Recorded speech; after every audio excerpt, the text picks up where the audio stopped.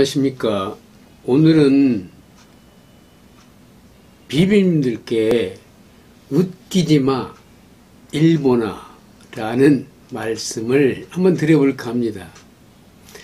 그 지긋지긋했던 일본, 일제, 또 침략, 혐한 발언, 한국을 은근히 무시하는 듯한 일본 국민들, 또 정치인들, 이제까지는 그러한 풍조로 일관해온 한국과 일본의 관계였습니다. 매해 매순간 일제 강점기에 수많은 민족이 죽어갔습니다. 그래서 우리는 일본을 정말 밉고 또한 그들에게 반감의 정서가 흐르는 것은 수십 년입니다. 아니 임진왜란 때부터 따지면 100년, 200년도 되지요. 그러나 이제 일본은요, 우리에게 선도의 자리를 내놓기 시작했습니다. 몇 가지 징후나 수많은 자료들이 이미 그 실체를 확인하고 있습니다. 그래서 오늘은 일본 니들 까불지마 웃기지마라는 제목으로 신나게 말씀을 올릴까 합니다. 지난 5월 20일, 22일 2박 3일간 바이든 미 대통령이 일본에 앞서서 방한을 했습니다. 미국 대통령이 일본에 앞서서 우리나라를 방문한 것은 역사상 처음이라고 합니다. 그야말로 새로운 큰 변화요, 조금 심하게 말하면 천지개벽의 시작일지도 모릅니다. 그럼 바이든은 왜 일본에 앞서서 한국을 우대 방문했을까요? 그 이유는 아주 간단합니다. 지금은 핵무기보다 더 중요해진 반도체와 2차 전지 그리고 UMA 시대이기 때문입니다. 바이든이 한국에 오자마자 삼성의 이재용과 정의성 회장을 만났습니다. 처음은 삼성이요, 마지막 갈 때는 현대하고 LG였습니다. 우리가 알듯이 미국 대통령이 한국에 올 때는 언제나 일본 방문 끝에 마지못해 와서 하룻밤 자고 가는 게 전부였다고 해도 과언이 아닙니다. 그러나 이번에는 일본보다 먼저 한국에 와서 꽉 찬 2박 3일의 일정을 보냈습니다. 아무래도 삼성과 현대를 만나기 위해서는 시간이 더 필요했던 것입니다. 그렇게 보입니다. 세계 제1위 대통령이 작은 나라 공장으로 직행하다? 세계인들은 놀랐을 것입니다.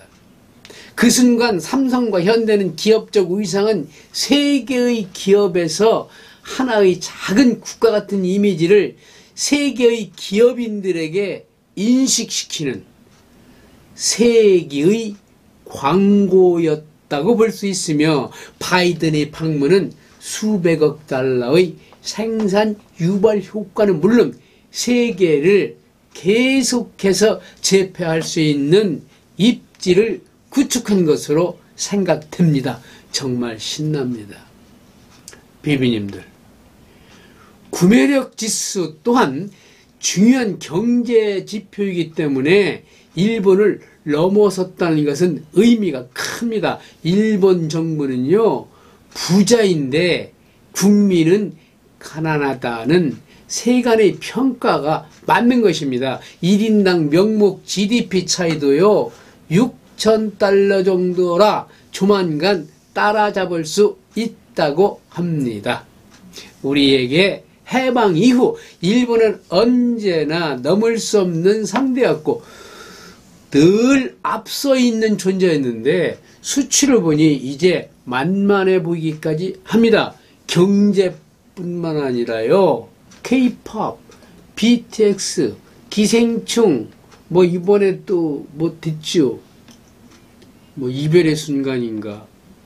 이런 문화예술과 사회 전반에 걸쳐서도 국격이 일본은 이제 게임 밖입니다. 시처말로 잽도 안 된다는 말씀입니다. 일본 식민지 지배에서 독립한 뒤 남북 전쟁도 겪고 박정희 대통령 이후 공업화와 수출 입국으로 여러 면에서 일본의 영향에서 벗어났다는 자부심을 가질만 합니다. 특히 최근 한류 열풍으로요, 90년대 이후 전 세계에 한국 드라마가 유행하고 올해 기생충, 콧대 높은 미국 할리우드 아카데미상을 휩쓸었습니다. K-팝의 총화인 BTS는요, 한국 아이돌이 아니라 비틀즈 이후 세계의 아이콘이 된 것도 분명합니다. 백악관으로 초청까지 하게 된 한국의 위상입니다. 세계 언론이 말하고 있는 것은요, 구체적으로 2차 대전 이후 피식민지국이 식민국을 추월한 두 나라가 있는데 그게 영국의 지배를 받았던 아일랜드와 한국이라는 겁니다.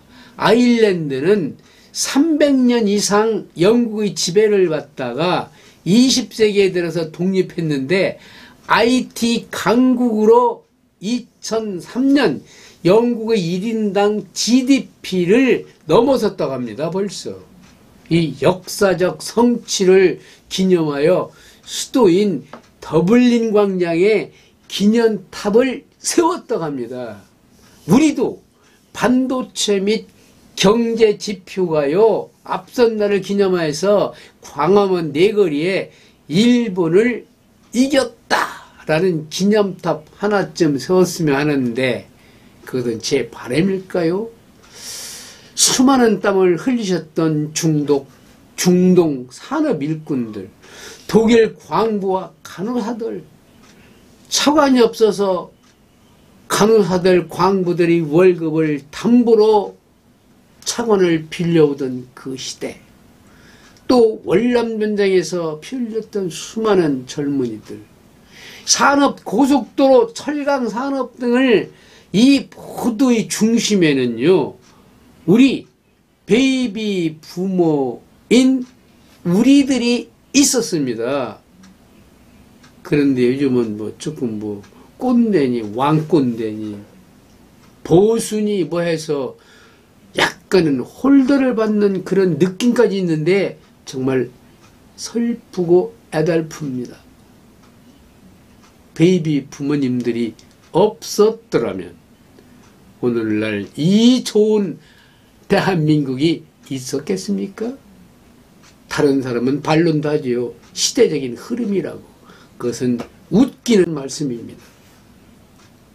한국의 1인당 국내 총생산 명목가치 기준이 2027년이면요 일본을 역전할 거라고 모든 언론이나 특히 일본 경제연구소에서 발표를 했습니다. 시들이 니혼게이자 신문 그 계열의 경제연구소인 일본 경제연구센터 발표에 따르면요, 아시아 경제 중기 예측 보고서에서 일본의 1인당 GDP가 2027년에 한국에, 2028년에는 대만에 따라잡힐 것이라고 전망했습니다. 지들이요. 일본 경제연구센터. 1986년 일본의 1인당 GDP는 한국의 6.2배였습니다. 대만이 4.4배였고 지난해에도 일본 1인당 GDP는요 39,890달러 약 4,737만원, 한국을 25%, 대만을 42% 웃돌았습니다. 하지만 2027년도에 약 45,000달러 지점에서 한국이 일본을 처음 앞서 나갈 것이라는 정확한 지표가 나타났습니다.